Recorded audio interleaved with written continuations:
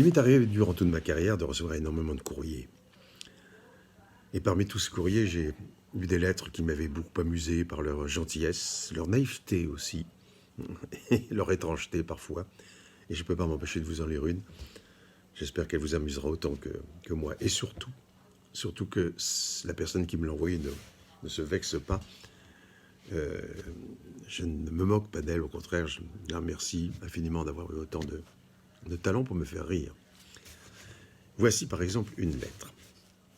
Cher Monsieur Richard, ou plutôt Monsieur Pignon. Oui, ben oui, Pignon. Hein. Je vous écris cette lettre parce que vous avez toujours l'air très sympathique dans les films, et puis au moins, vous n'avez pas le melon. Du coup, je me dis que vous allez forcément être content. Figurez-vous que ma mère va fêter son 54e anniversaire ce 22 novembre. Et oui, déjà.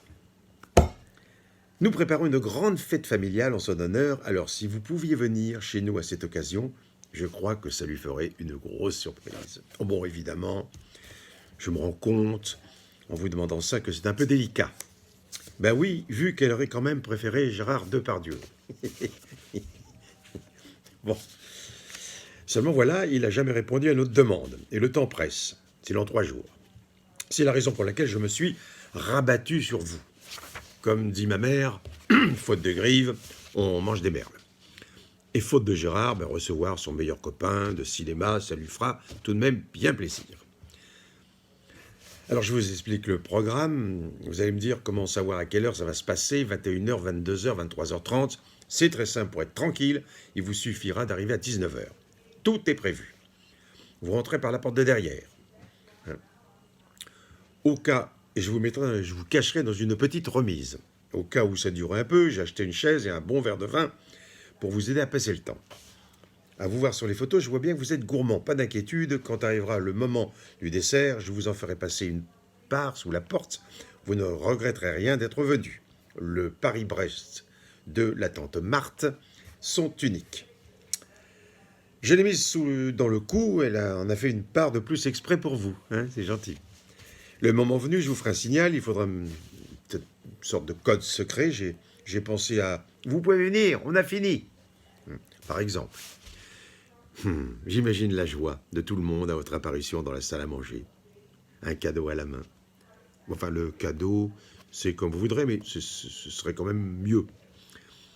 Elle va pas y croire. Vous, chez nous, vous, le meilleur pote à Gégé. Non, c'est comme ça qu'on l'appelle dans la famille. Bien sûr, je compte sur vous pour nous raconter tout ce que vous avez vécu avec lui, tout ce que vous savez de lui. Vous avez sûrement des photos avec lui en privé ou avec lui en vacances. N'oubliez pas de les amener, même si vous êtes dessus aussi, c'est pas grave. D'ailleurs, des photos, attendez-vous à en faire. Hein. Je sais que vous aimez ça. Bah, vous êtes tous les mêmes. Hein. J'ai donc contacté le journal local de Bagneux pour les prévenir de votre venue.